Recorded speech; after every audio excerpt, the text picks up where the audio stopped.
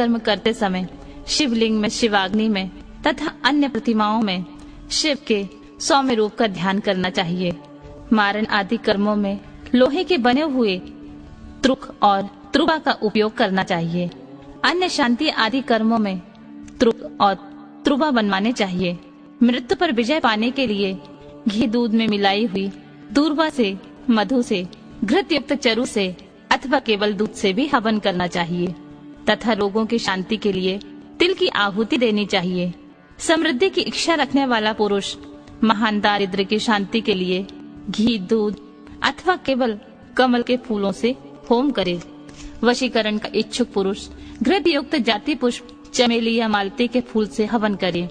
दूष को चाहिए कि वह घृत और करवीर पुष्पों से आहुति देकर आकर्षण का प्रयोग सफल करे। तेल की आहुति से उच्चाटन और मधु की आहुति से स्तंभन कर्म करे। सरसों की आहुति से भी स्तंभन किया जाता है। बड़ के बीज और तिल की आहुतियों द्वारा मारण और उच्चाटन करें। नारियल के तेल की आहुति देकर विदेशन करें।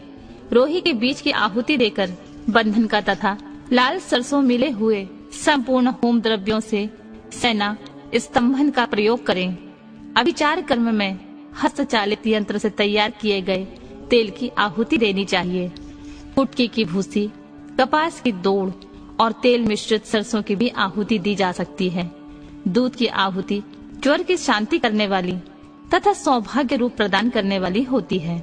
मधु, घी और दही को परस्पर मिलाकर इनमें दूध और चावल से अथवा केवल दूध से किया गया होम संपूर्ण सिद्धियों को देने वाला होता है। 7 समिधा आदि से सांत्विक अथवा पौष्टिक कर्म भी करें। विशेषतः द्रव्यों द्वारा होम करने पर भी वश और आकर्षण की सिद्धि होती है। बिल्व पत्रों का हवन वशीकरण तथा आकर्षण का साधक और लक्ष्मी जी की प्राप्ति कराने वाला होता है। साथ ही वह शत्रुओं पर विजय प्रदान करता है। शांति कार्य में पलाश और खैर आदि की समिधाओं का होम करना चाहिए। क्रूरता पूर्व कर्म में कनेर और आग की समिधाएं होनी चाहिए। लड़ाई झगड़े में कटीले पेड़ों की समिधाओं का हवन करना चाहिए। शांति और पुष्टि कर्म को विशेषतः शांति चित्त पुरुष ही करे।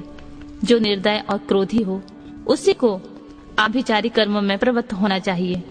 वह भी उस दशा में जबकि दुरावस्था चरम सीमा को पहुंच गई हो और उसके निवारण का कोई दूसरा उपाय नहीं रह गया हो। आतताई को नष्ट करने के उद्देश्य से आभिचारी कर्म करना चाहिए। अपने राष्ट्रपति को हानि पहुंचाने के उद्देश्य से आभिचारिक कर्म कदापि नहीं करना चाहिए। यदि कोई आस्तिक, परम धर्मात्मा और मानवीय पुरुष हो, उससे यदि कभी आतताईपन का कार्य हो जाए तो भी उसको नष्ट करने के उद्देश्य से आभिचारिक कर्म का प्रयोग नहीं करना चाहिए। जो कोई भी मन, वाणी और क्रिया द्वारा भगवान शिव के आश्रित हो, उसके तथा राष्ट्रपति के उद्देश्य से भी आभिचारिक कर्म करके मनुष्य शीघ्र ही पतित हो जाता है। इसलिए कोई भी पुरुष जो अपने लिए सुख चाहता हो, अपने राष्ट्रपालक राजा की तथा शिव भक्ति की आभिचार आदि के द्वारा हिंसा न करे। दूसरे किसी उद्देश्य से भी मारण आदि का प्रयोग करने पर पश्चाताप से युक्त होकर प्रायश्चित करना चाहिए। निर्धन या धनवान पुरुष भी वाणलिंग, नर्मदा से प्रकट हुए शिवलिंग, ऋषियों द्वारा स्थापित लिंग या वैदिक लिंग में भगवान शंकर की ही पूजा करें। जहाँ ऐसे लिंग का अभाव हो वहाँ सुवर्ण या रत्न के बने हुए शिवलिंग की पूजा करनी चाहिए। यह सुवर्ण और रत्नों के उपार्जन की शक्ति ना हो तो मन से ही भावनामयी मूर्ति का निर्माण करके मानसिक पूजन करना चाहिए अथवा प्रतिनिधि द्रव्यों द्वारा शिवलिंग की कल्पना करनी चाहिए। जो किसी अंश में समर्थ और किसी अंश में असमर्थ हैं, वह भी यदि अपनी शक्ति के अनुसार पूजन कर्म करता हो तो वह अवश्य फल का भागी होता है। जहाँ इस कर्म का अनुष्ठान करने पर भी फल नहीं दिखाई देता, वहाँ 2 या 3 बार उसकी आवृत्ति करें। ऐसा करने में सर्वथा फल का दर्शन होगा। पूजा के उपयोग में आया हुआ जो सुवर्ण, रत्न आदि उत्तम द्रव्य हो, वह सब गुरु को दे देना चाहिए तथा उसके अतिरिक्त दक्षिणा भी देनी चाहिए। यदि गुरु नहीं लेना चाहते हैं तो वह सब वस्तु भगवान शिव को समर्पित कर दें अथवा शिव भक्तों को दे दें।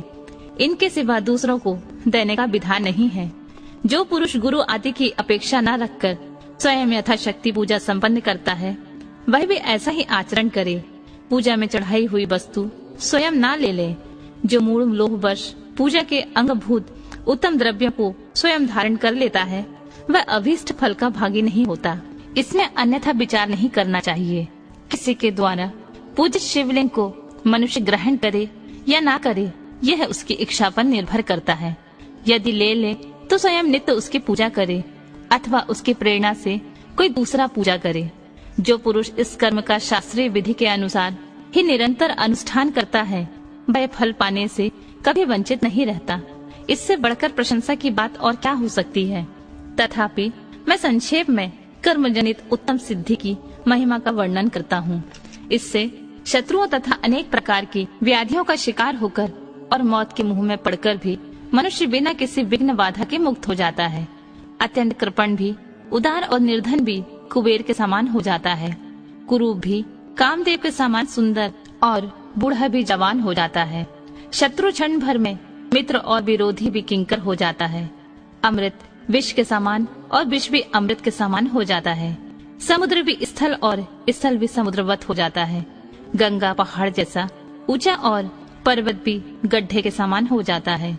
अग्नि सरोवर के समान शीतल और सरोवर भी अग्नि के समान दाहक बन जाता है। उद्यान जंगल और जंगल उद्यान हो जाता है। शूद्र भृग सिंह के समान शौर्यशाली और सिंह भी क्रीड़ा मृग के समान आज्ञापालक हो जाता है। स्त्रियां अभिसारिका बन जाती हैं, अधिक प्रेम करने लगती हैं और लक्ष्मी सुस्थिर हो जाती है। वाणी इच्छानुरूप दासी बन जाती है और कीर्ति गणिका के समान सर्वत्र गामिनी हो जाती है। बुद्धि स्वेच्छा अनुसार विचरने वाली और मन हीरे को छेदने वाली सुई के समान सूक्ष्म हो जाता है।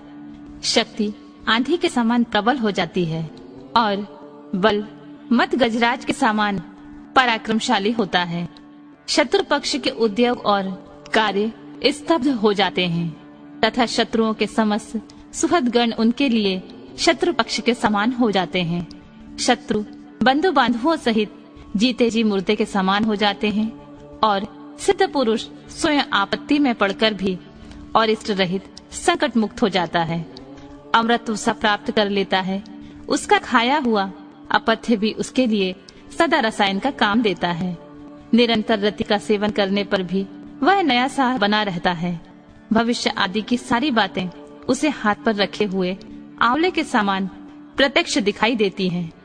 अणिमा आदि सिद्धियां भी इच्छा करते ही फल देने लगती हैं। इस विषय में बहुत कहने से क्या लाभ। इस कर्म का संपादन कर लेने पर संपूर्ण कामार्थ सिद्धियों में कोई भी ऐसी वस्तु नहीं रहती जो अलभ्य हो।